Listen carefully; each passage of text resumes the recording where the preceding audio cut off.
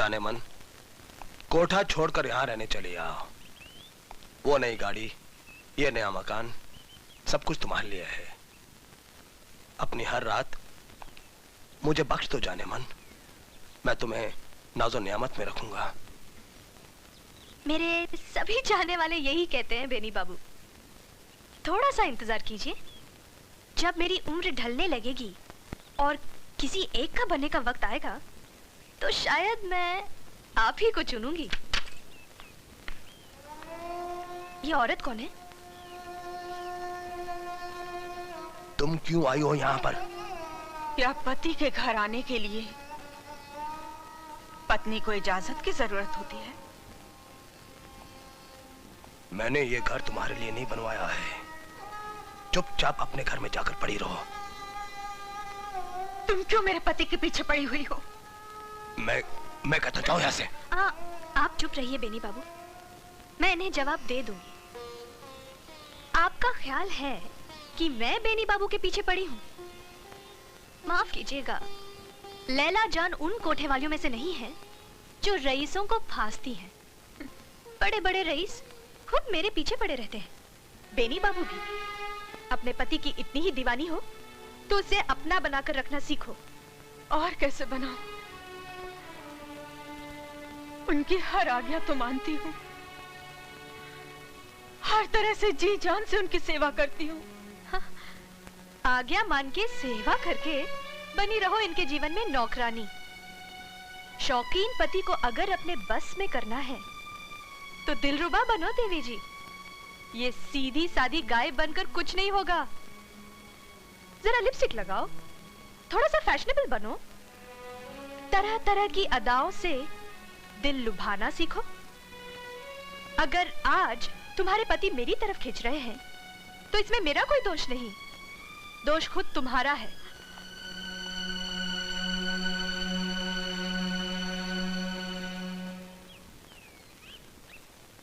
उस कोठी की सौगात तो आपने कबूल नहीं की, कम से कम हमारे हाथ से एक फूल तो कबूल कर लीजिए। कहिए जाने मन, हम आपके लिए कौन सा फूल तोड़ के लाएं?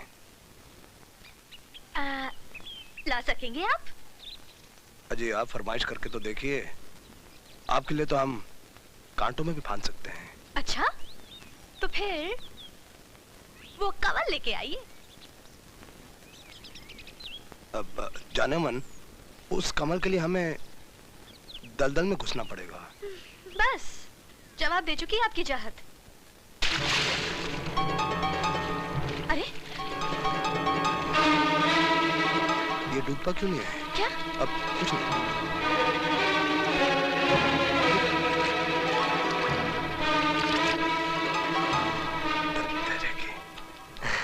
ये लीजिए सरकार, आपकी फरमाइश इस गुलाम ने ही पूरी कर दी। ये और बात है कि चाहने वाले देखते रह गए। शुक्रिया प्रेमी। इसकी हालत तो देखो, अभी हमें बगीचे में घूमना है, सैर करनी है। ऐसी भुतिया हालत में हमारे साथ चलेगा ना तो लोग हम पर हंसेंगे। वैसे भी साला बदबू मार रहा है। ये ठीक है रे प्रेमी, तुम ऐसा करो, बागीचे के किसी कोने में जाके ये कीचड़ धो लो और आज जो नया जोड़ा खरीद कर लाए ना वो पहन लो। तब तक हम क्या करते हैं मालूम है? तुम गाड़ी पे आ जाना, हम बगीचे में सैर करते हैं और बातचीत करते हैं बड़े प्यार से। अरे तुम गा रहे थे? नहीं, मैं तो सुन रहा था, देखने आया था कि कौन गा रहा है। किसी धांसू कवि या शायर की आवाज लगी तो मैंने कहा कि चलो सुन लेते। कौन था वो शायर? पता नहीं कौन था। तुमने देखा उसे? नहीं, मैंने नहीं। हाँ, लेकिन बेनी बाबू ने जरूर देखा है। बेनी बाबू बताइए ना कौन है वो शायर। मैंने किसी को नहीं देखा। अरे मैं तो तुम्हारे साथ था। ऐसा क्यों कहते हैं, बता दीजिए ना। मैंने किसी को नहीं देखा। हाँ, आप कैसे देखेंगे, शायर तो बस आप है। अब लैला जान आओ, चलते हैं। अच्छा अच्छा,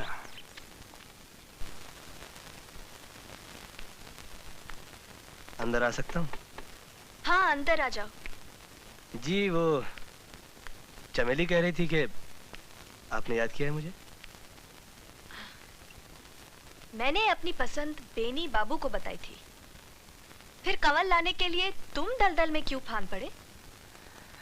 अजी वो तो दलदल थी, आपकी ख्वाहिश पूरी करने के लिए मौत के कुएं में भी कूद सकता हूँ मैं। इश्क हो गया है मुझसे? ताज्जुब हुआ आपको? नहीं, ताजुब तो मुझे तब होता अगर तुम्हें मुझसे इश्क नहीं होता, क्योंकि मेरे करीब जो भी आता है वो मेरा आशिक बन के ही रहता है। शादीशुदा लोग भी मुझ पर फिदा हो जाते हैं, तुम तो फिर भी कुंवारे हो। चलो मेरे चाहने वालों की लिस्ट में एक इजाफा और सही। आशिक बने हो, बने रहो। शुक्रिया, करम, नवाजिश। लेकिन ये याद रहे, मेरे और तुम्हारे बीच जो फासला है वो भी बना रहे। चांद को छूने की कोशिश मत करना, अपना मकाम कभी मत भूलना। मुझे इतना छोटा आदमी मत समझिए। हो सकता है कल आपके इश्क में मैं भी कुछ बन जाऊं, बेनी बाबू जैसा मकाम हासिल कर लूं। बेकार के सपने मत देखो। मेरे चाहने वालों में सबसे ऊंचा दर्जा बेनी बाबू का है। औरों के पास तो सिर्फ धन है, बेनी बाबू के पास फन भी है। बेहतरीन शायर हैं वो।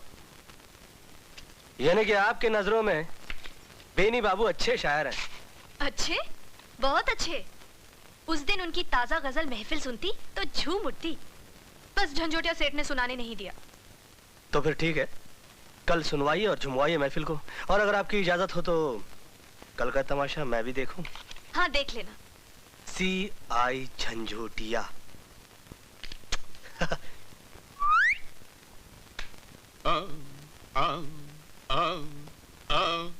अरे बावर्ची की औलाद, तू मालिश कर रहा है कि आटा गूंद रहा है? हमारी चपाती बनाएगा क्या? फिकर मत करो सरकार, ये एकदम लेटेस्ट स्टाइल की मालिश है। मालिक, तड़के जाने कौनो लेटर बॉक्स में ये लिफाफा डाल गवा।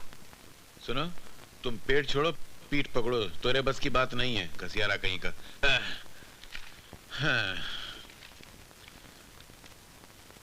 झंझोटिया सेठ, इस खत के साथ एक गजल भेज रहा हूँ। उसे अपनी गजल बना के लैला को पेश कर दीजिएगा, फिर देखिए महफिल में आपका क्या रंग जमता है। आदाब। अरे हम का बहनी बाबू, एक नजर जरा हिया भी तशरीफ रखिए। वैसे बहुत बेशरम आदमी हो तुम। क्या क्या कह रहे हैं आप? नहीं, घर में सती सावित्री पतिव्रता पत्नी बैठी है, उसको छोड़ के आप यहाँ आते हैं। वो बेचारी तो धाड़े मार मार के रोती होगी। अरे तुम्हारी पत्नी भी तो रोती होगी।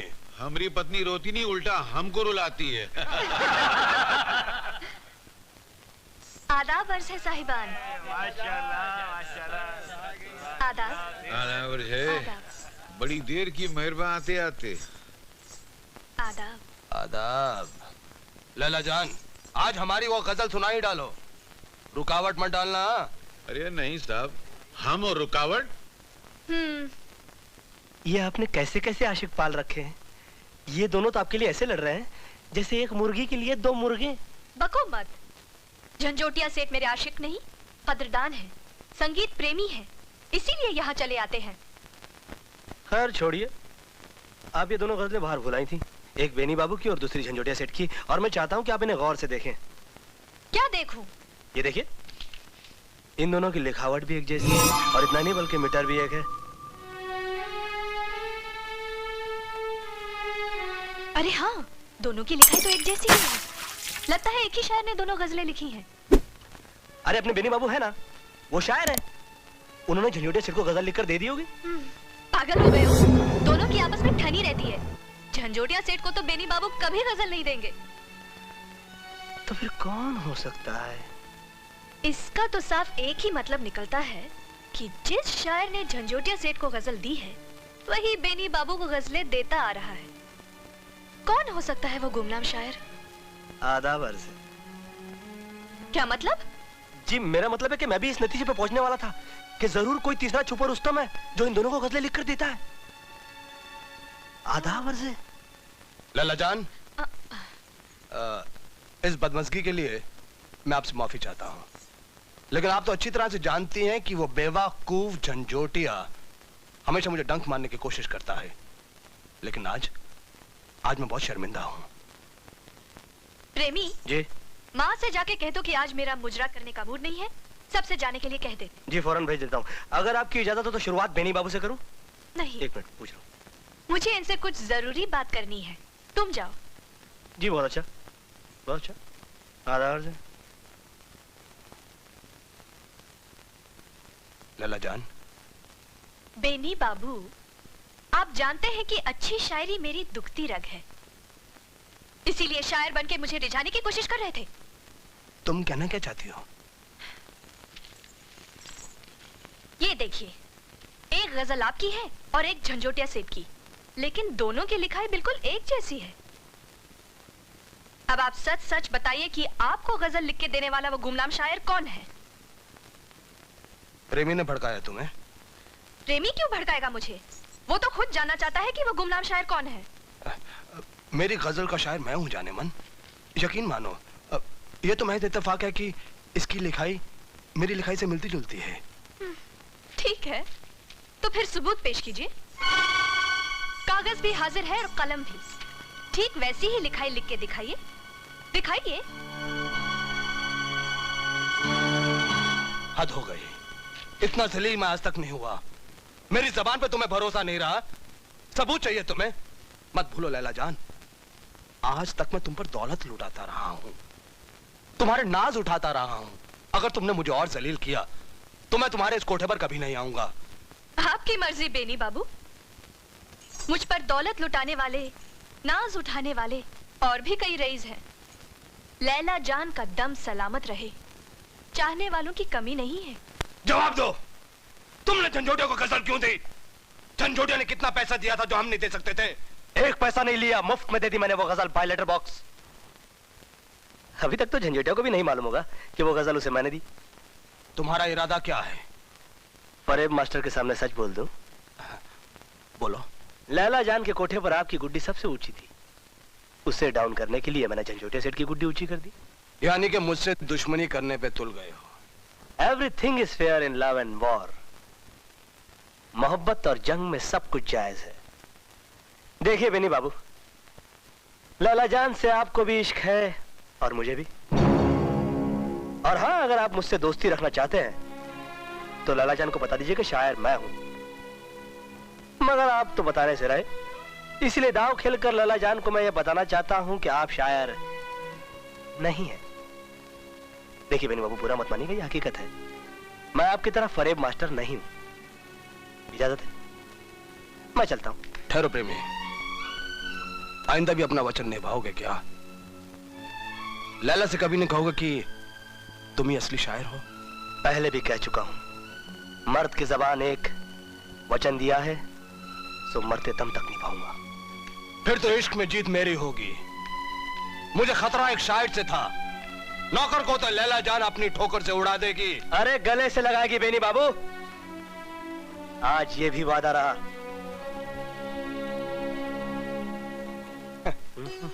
अरे प्रेमी, ये गुलदान सजाने के लिए कुछ गुलाब लाए होते, ये कीचड़ के कमल तुम क्यों ले आए?